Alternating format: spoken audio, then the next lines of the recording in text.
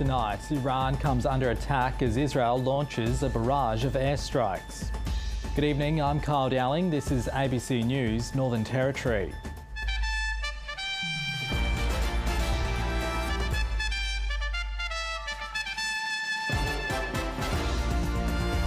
Also tonight, a long journey home, sacred Indigenous items returned in a ceremony halfway across the world.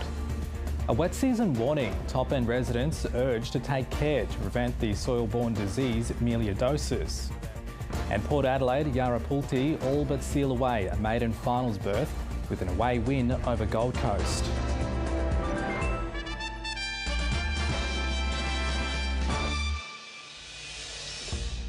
The war in the Middle East has reached another dangerous inflection point, with Israel following through on its threat to attack Iran, launching multiple airstrikes. Iran has played down its success, but the fear this latest action could plunge the region into an even broader conflict remains. We begin tonight's coverage with Middle East correspondent Matthew Doran in Jerusalem. When a promise to attack becomes reality. Explosions heard around the Iranian capital. Several powerful explosions have been heard near Tehran. The origin of the sound is not known yet. The Israeli Defense Forces soon confirming it had begun its long-awaited strikes. The regime in Iran and its proxies in the region have been relentlessly attacking Israel since October 7th on 7 fronts, including direct attacks from Iranian soil. Like every other sovereign country in the world, the State of Israel has the right and the duty to respond. Israel had pledged to respond to Iran's attack on October 1st when more than 180 missiles were fired at Israel. That strike launched in retaliation for the killing of the leader of Hezbollah, Iran's ally in Lebanon. This latest salvo in an increasingly dangerous cycle of attacks watched closely by the Israeli Prime Minister Benjamin Netanyahu from a bunker in Tel Aviv. Their targets, missile manufacturing facilities and surface-to-air missile defences in the Ilam, Khuzestan and Tehran provinces. After 3 waves of strikes, Israel announced its mission was complete and issued another warning. If the regime in Iran were to make the mistake of beginning a new round of escalation, we will be obligated to respond. A threat backed by Washington, a senior White House official telling reporters these strikes should end direct exchanges between the two arch-enemies, but warning of consequences should Tehran respond again. Middle East correspondent Matthew Doran is on the ground in Israel. He joined the White House briefing call. The United States insists it had no role in this mission. However, it has revealed the Israeli government briefed it on what it was doing, and it has its own intelligence about what was struck and the extent of the damage.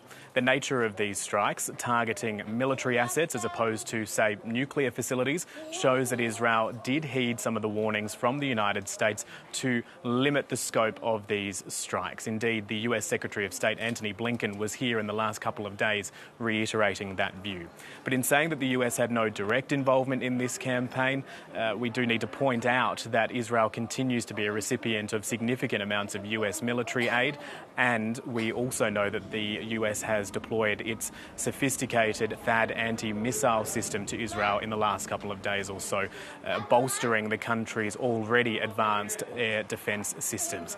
This part of the world is on a knife's edge, and it will be up to Iran and how and if it responds, which will dictate whether this situation deteriorates further. With Israel now trading direct blows with Iran, there are grave questions over what this means for the future of the region. More now from Global Affairs editor John Lyons. Israel is now at war on 7 fronts.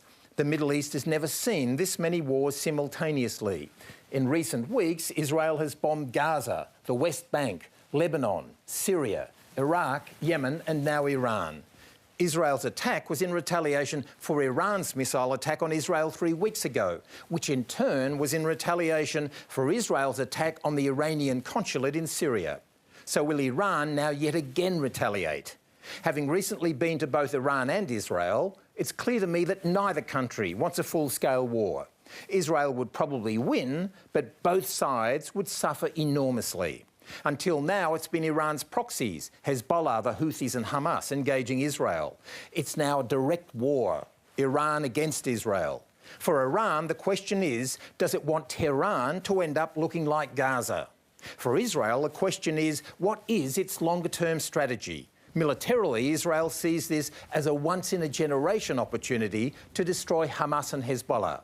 But what is Israel's political strategy? How long can Israel keep bombing its neighbours? After the wars, what will its neighbourhood look like? And is Israel prepared to address the conflict that feeds so many of these other conflicts? Its 57-year-old military occupation of the Palestinians. Polls have closed and counting is underway in Queensland, with the Labor government seeking a fourth term and the LNP hoping to win office for the first time since the Newman era. The two potential premiers have made their final pitches, but more than half of all registered voters have cast their ballots early. A quintessential Queensland institution, democracy on display. Amazing. Can't change your mind. Yeah. A glowing review of the Premier's 10 months in charge, albeit a biased one. A privilege, I think, and an honour to watch the person I love, my favourite person in the world, do his best for Queenslanders. It's been wonderful. Here's to a fresh start for Queensland.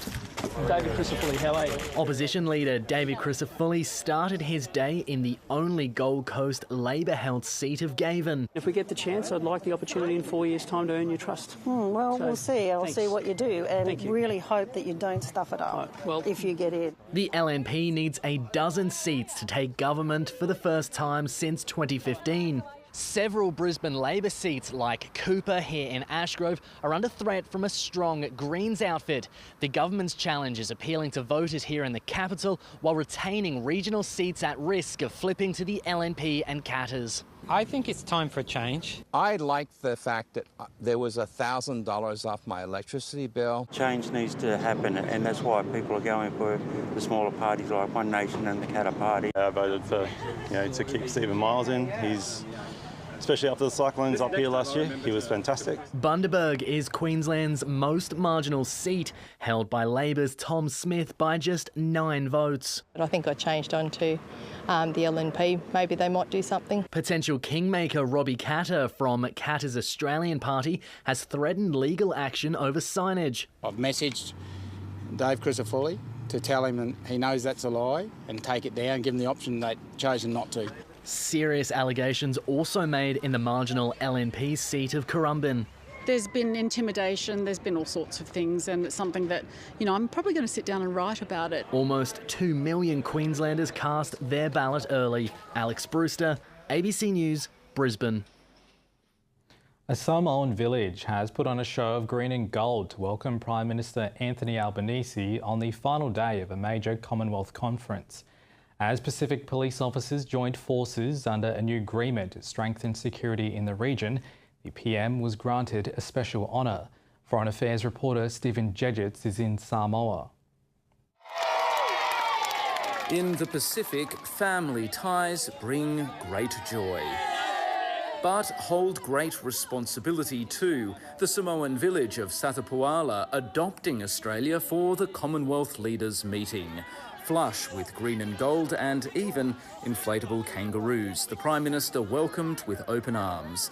This village bestowing on Anthony Albanese a matai, or chiefly title. Can I thank you from the bottom of my heart for this extraordinarily generous welcome.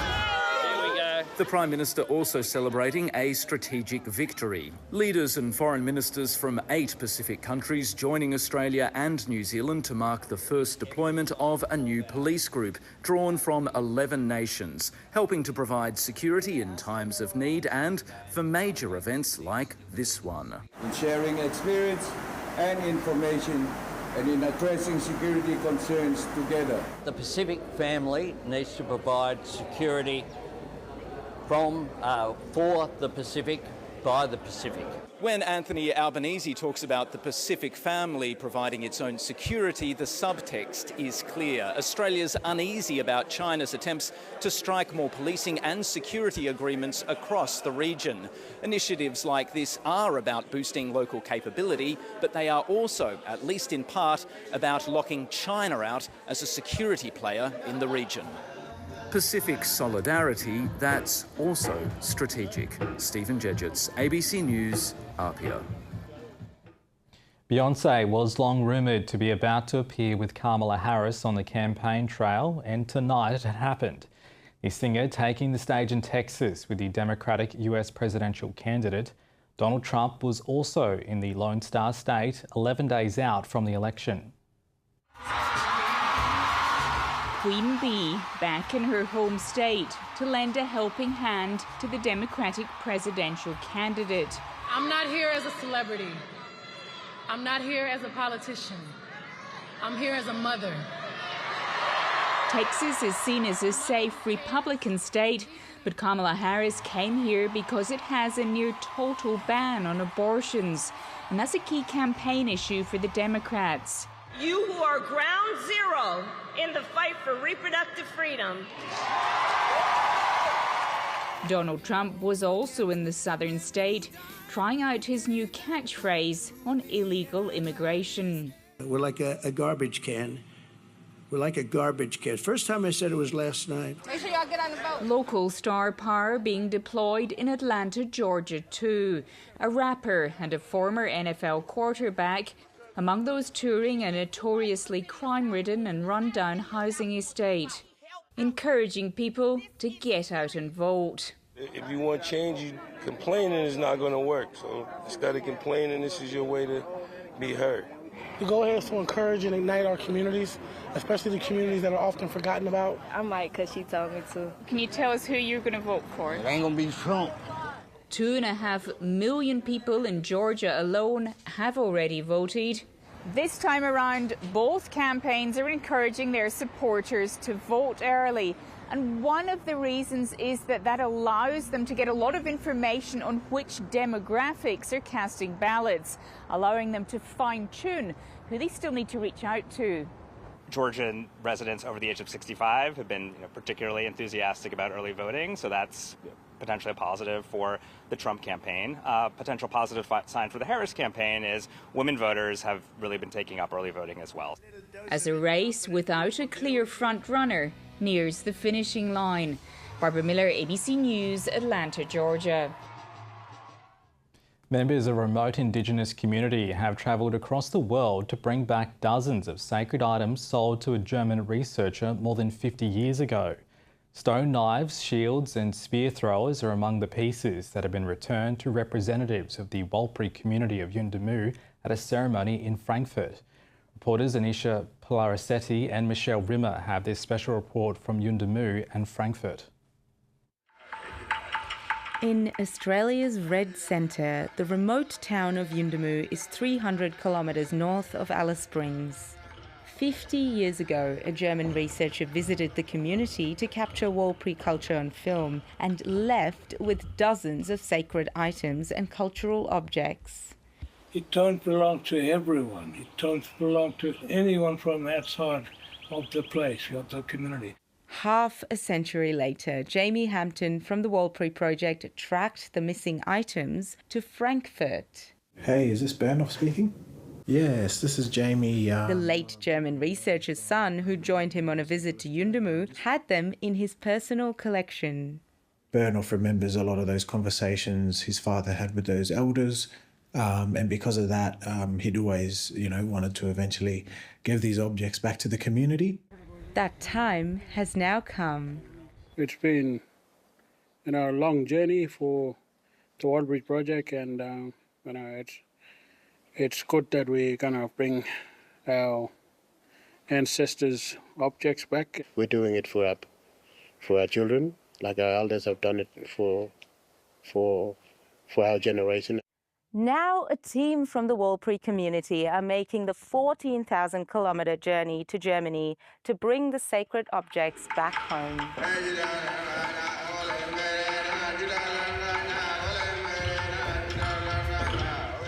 Half a world away, here at Frankfurt's Senckenberg Museum, the long journey home for these sacred objects begins.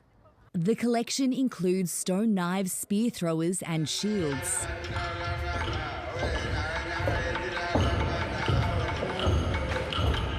It's mixed emotions from being excited, emotional, feeling complete. They're not just objects. To us, they're part of our ancestors, part of our DNA.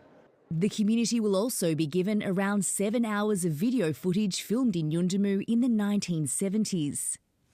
They mean much more to them than they do for me. When they reconnected to the objects, it was no question this had to be done.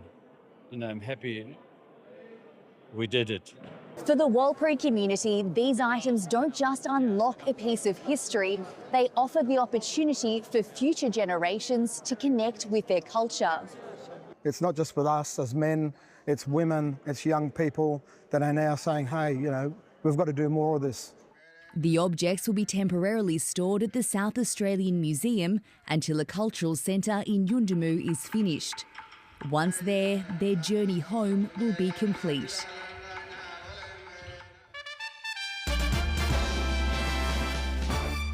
Here in Australia, the coalition is pushing to build 7 nuclear power plants around the country, but in Taiwan, they're working to phase out their own nuclear energy grid. The island's last reactor is due to be decommissioned next year amid fears of earthquakes and safe waste disposal. East Asia correspondent Kathleen Calderwood reports from southwestern Taiwan. Lanyu, or Orchid Island, has been home to the indigenous Darwin people for thousands of years. This is the field I inherited from my parents. Shaman Umrush and this island have been at the heart of Taiwan's nuclear debate since the 80s, when the government built a nuclear waste site here. As the local school principal, Shaman Umrush maintains the rage. Once we learned that it was nuclear waste, we started protesting. It has been nearly 40 years now. The waste stored here is low level, but investigations have found it's been badly managed, potentially exposing workers to high levels of radiation. If the nuclear waste stays in Lanyu, it will continue to impact the environment. But the electricity company Taipower says radiation around the dump is within safe limits. The ABC came here more than a decade ago in the years following the 2011 Fukushima disaster in Japan, as fears about nuclear grew here in Taiwan. Since then, a new government has decided to phase out all nuclear power. Even so, the local fight about the nuclear waste dump here remains. But getting rid of nuclear energy creates a completely different set of problems. To take all of that power you expected off the grid, it's left everything just really, really tight. In the past 4 years, there have been 3 major blackouts across Taiwan. Energy transition is a must, but we can't rush suspending the last nuclear power plant. Meanwhile, the electricity company Taipower is still figuring out what to do with Taiwan's nuclear waste. It says it will decide on a permanent storage location by 2038. Kathleen Calderwood, ABC News, Lanyu, Taiwan. The tropical disease melioidosis killed 5 people in the Northern Territory last year, and it's now being discovered in new locations overseas. This week, international researchers gathered in Darwin to share knowledge about how to tackle the disease, which is caused by bacteria found in dirt and water. It's the quiet killer lurking in top-end gardens, an infectious disease found in soil and water. These bacteria, they evolved here in Northern Australia. They're part of our nature, they're part of our environment. They have a role in the environment to do with plants and things like that, where we as humans are incidental. Darwin is the frontier for melioidosis research, and this week played host to a congress of international experts in the field. The big takeaways is that there are advancements in the treatment of melioidosis, which is really good, so more people are living longer. And when they get infected, there used to be a high mortality rate, but that's been reduced, as well as people identifying it in the environment, as well as in clinical settings. The disease is now spreading to new areas, with outbreaks in Hong Kong this week and even cases detected in Mississippi in the US. We'd had previous human cases, but that was the first time that it had been isolated from the environment in the main continental United States. And so that's sort of changed the dynamic there. International researchers looking to Australia for advice on how to tackle the dirt disease. I've done environmental sampling in Puerto Rico, the U.S. Virgin Islands, and the main part of the U.S., but I learned here at Menzies School of Health Research. Territory scientists have driven down mortality rates, but the disease is still a threat, and this year's early rain brings an increased risk. We actually instituted some of our melioidosis preventative work in our emergency department in the hospital, and in the laboratory we actually switched to a wet season type of protocol, we call it, to be really on the lookout. A reminder to take precautions where you can, wearing gloves and closed-toe shoes, and keep an eye out for any symptoms if dirt gets in cuts or wounds. Isabella Tolhurst, ABC News, Darwin. Port Adelaide is one step closer to a maiden finals appearance after claiming a 34-point win over the Gold Coast Suns. Port, who for the Indigenous round are known as Yarrapulti, secured their 5th win on the trot as the race for a spot in the AFLW's top 8 begins to tighten up. In the midst of their best season yet, it's a moment worth capturing. Port bringing the power and getting crafty. Dowling goes off the ground and that skittles through. The Power dominating from the outset, kicking a 5-2 second half and running over the Suns, who couldn't make the most of their chances. Only adding to their pain, Gold Coast defender Daisy Darcy subbed out in game 50 and sent for scans. Seems to be holding onto that right knee. Oh no. At the minute. Fremantle has been perfect on the road this season, and today no different, running out 30-point winners over the Giants. Kaufman with a look at the goals. The Dockers will return home with their place in finals locked in, thanks to their brilliant Irish duo, Aisling McCarthy's 3 goals, her best output this season. McCarthy's been the player of the game, and she might kick the goal of the game as well. What a start is Ash McCarthy. Ola Lally playing the perfect support. Stole it and kicked the goal. A second brilliant goal from Ola Lally. The Kangaroos made a statement in Adelaide with an 8-point win over the Crows. North Melbourne remain undefeated and are one step away from their first point of premiership. Roos star Jasmine Garner again a class above the rest, finishing with 27 touches and 2 goals. Garner found it, found her boot and found a goal. I'll look back in a number of years' time and just say that I was extremely lucky to coach, probably one of the best, if not the best player. After kicking 9 behinds for the match, Adelaide will be rueing its inaccuracy, with its hopes for a top 4 finish taking a hit. Alexia Pesce, ABC News. The Matildas' new era has begun with a 1-1 draw against Switzerland in Zurich. Australia went into the break with the lead after Caitlin Ford was fouled, allowing her to convert from the penalty spot. But the goal was cancelled out by Geraldine Reuteler's second half strike as interim coach Tom Sermani's first game ended in a stalemate.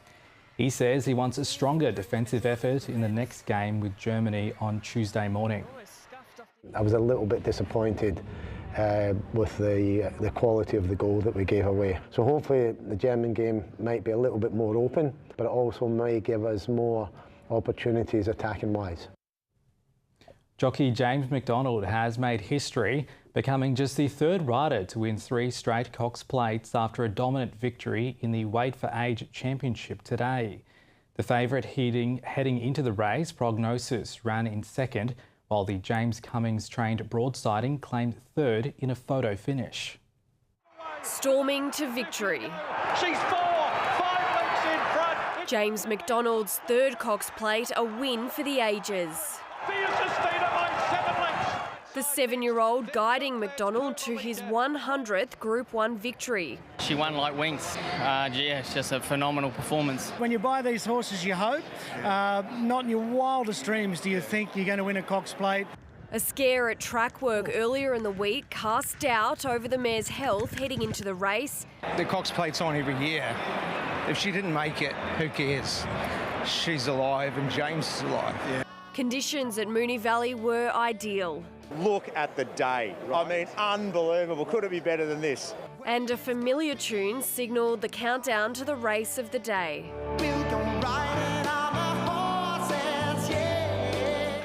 Racing in the Cox Plate. The field of 9 soon had a front runner.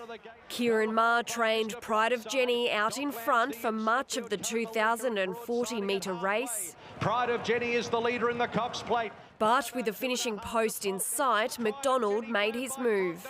But Via Sistina now pushes the button on the outside and goes up and takes the lead. Race favourite Prognosis falling behind as the champion mare left all in her wake. Via Sistina storms away with 150 to go. A record equalling win by 8 lengths. One for the history books. Erin Marsicovetere, ABC News, Melbourne. They may be old and worn in, but retro football jerseys are making a fashion comeback. The local vintage market for used shirts has taken off, with soccer fans after nostalgic designs for their collections. Football and fashion haven't always gone hand in hand, but a growing trend for retro jerseys is fueling a burgeoning second-hand market in Australia. Shirts they might have had as a kid that got wrecked or thrown away, that they want to get that back again. That's my first ever Manchester United jersey. Manchester United fan Brad Stair has a collection of 150 football shirts. Just the nostalgia of the club and the club's history. He says certain shirts evoke memories, such as the jersey he picked up after a trip to Finland in 2015. And it's also where I proposed to my wife as well. Nostalgia is a powerful feeling. I love just showing people something unique and something original and something retro. Mariam Chakir has built a large social media following by sharing photos of her impressive collection. I had males ask me, oh, you're into football shirts, like, why? How come? The Matildas' popularity and the surge in women's football is being reflected in the market too. Football shirts and football kits are for everybody to wear. And keen collectors are investing in the shirts of young players on the rise, such as Adelaide United product Nestory Nkunda. I just think it's a wonderful memory of his time in the A-League as well. He's an amazing player. Jerseys of the European giants are always popular, but there's plenty of demand for Australian teams too. Anything that's vintage Socceroos from the golden Socceroos era, 2006-ish, people love that sort of stuff. Functional and now fashionable. Bindi Bryce, ABC News. Now to the weather, and tonight's weather pick of Stokes Hill Wharf has been sent in by Jess Legg. Isolated showers and thunderstorms developed this afternoon in the Daly and Gregory districts. It was hot and very hot in the north half of the NT. It was 36 in Darwin today, 37 at Warramyunga. Zooming out, Katherine reached 41, 42 in Jabiru and Nhulunbuy 34. A top of 36 degrees in Alice Springs and Tennant Creek, 39 for Yalara. On the satellite, a cloud band in WA moved into the southwest of the NT in South Australia, and there's some isolated thunderstorms developing in the tropics. A trough is moving over the central parts of Australia, and a high over the southeast of the country is expected to move east into the Tasman Sea. Interstate tomorrow, a shower or two in Hobart, partly cloudy for Melbourne. Canberra 24 and partly cloudy in Sydney as well. A shower or two for Brisbane, Adelaide 26 and sunny in Perth tomorrow, reaching 28 degrees. Returning to the Territory, cloudy and 34 in Alice Springs, 35 and partly cloudy in Papunya, and Tennant Creek sunny and 39. Heading north, Katherine, sunny and 41, mostly sunny and 38 for Borroloola, 33 and mostly sunny for Nhulunbuy. And in the west, Wadair, possible shower and 35 degrees, and a shower or two in Darwin tomorrow, headed for a top of 34. There's a morning low tide just before 10 o'clock and a high tide at 3:35 in the afternoon. The sun will rise tomorrow at 6:14 and set at 6:46. A medium chance of showers continuing in Darwin until next weekend, and a cloudy day tomorrow for Alice Springs, hot temps and a bit of cloud expected to stick around. And that's ABC News for this Saturday night. Thanks for your company and good night.